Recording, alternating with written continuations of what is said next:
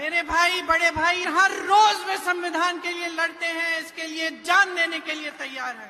ಇವತ್ತು ನಮ್ಮ ದೊಡ್ಡಣ್ಣವರಾದಂತ ರಾಹುಲ್ ಗಾಂಧೀಜಿ ಅವರು ಇವತ್ತು ಈ ಕಾರ್ಯಕ್ರಮಕ್ಕೆ ಅನಾರೋಗ್ಯದ ಕಾರಣದಿಂದ ಬರಕಾಗಿಲ್ಲ. ಆದ್ರೆ ತಾವೆಲ್ಲ ತಿಳ್ಕೊಳ್ಳಿ, ತಮಗೋಸ್ಕರ, ಈ ಸಂವಿಧಾನಕ್ಕೋಸ್ಕರ, ಈ ದೇಶಕ್ಕೋಸ್ಕರ ರಾಹುಲ್ ಗಾಂಧೀಜಿ ಅವರು ಪ್ರತಿ ದಿನ ಪ್ರತಿ ಕ್ಷಣ ಹೋರಾಟ ಮಾಡ್ತಾ ಇದ್ದಾರೆ ಅಂತ ಹೇಳಿ.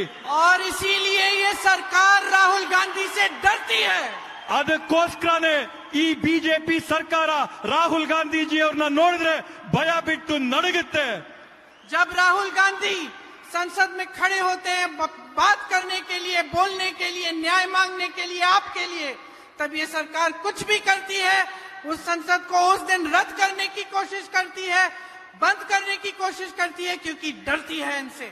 ರಾಹುಲ್ ಗಾಂಧೀಜಿ ಅವರು ತಮ್ಮ ಪರವಾಗಿ, ಈ ದೇಶದ ಸಾರ್ವಜನಿಕರ ಪರವಾಗಿ, ಸಂವಿಧಾನದ ಪರವಾಗಿ ಸಂಸತ್ತಿನಲ್ಲಿ ನಿಂತು ಮಾತಾಡಕ್ಕೆ ಪ್ರಾರಂಭ ಮಾಡ್ತಾ ಇದ್ದಂಗೆನೆ ಅಧಿಕಾರದ ಪಕ್ಷದವರು ಸಂಸತ್ತಿನ ಕಡದಂತ ಪ್ರಯತ್ನ ಮಾಡಂತದ್ದು, ಅವ್ರ ಮಾತಾಡಕ್ ಅವಕಾಶ ಕೊಡದೇ ಇರ್ತಕ್ಕಂಥದ್ದು, ಅವ್ರ ಮಾತಿಗೆ ಮೊಟಕುಗೊಳಿಸಂತ ಪ್ರಯತ್ನ ಯಾಕೆ ಮಾಡ್ತಾರಂತಂದ್ರೆ ಅಧಿಕಾರದಲ್ಲಿರ್ತಕ್ಕಂಥ ಬಿಜೆಪಿಗೆ ರಾಹುಲ್ ಗಾಂಧೀಜಿ ಅವ್ರನ್ನ ನೋಡಿದ್ರೆ ಹೆದರಿಕೆ ಇದೆ, ನಡಕ ಇದೆ, ಭಯ ಇದೆ.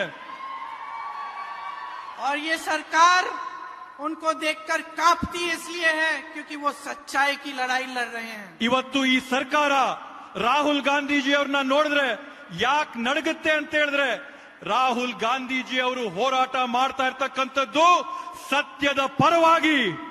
इन पे केस डाले हैं, ईडी के केस, तमाम केस, कैसे कैसे इधर महाराष्ट्र में, कहीं बिहार में, कहीं उत्तर प्रदेश में, हर जगह केस डाले हैं. राहुल गांधी नहीं डरेंगे.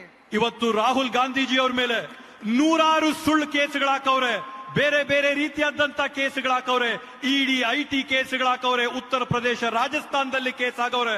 ಆದ್ರೆ ಎಷ್ಟೇ ನೂರಾರು ಕೇಸ್ ಆಗ್ಲಿ, ರಾಹುಲ್ ಗಾಂಧೀಜಿ ಅವರು ಆ ಯಾವ ಕೇಸ್ಗಳಿಗೂ ಹೆದರಂತ ಗಂಡಲ್ಲ. न राहुल गांधी जी डरेंगे, न मल्लिकार्जुन खड़गे जी डरेंगे, न इस मंच पे बैठा कोई भी नेता डरेगा, ना मैं डरूंगी, क्योंकि हमारी विचारधारा लड़ने की है, सच्चाई की है, डरने और कांपने की नहीं है.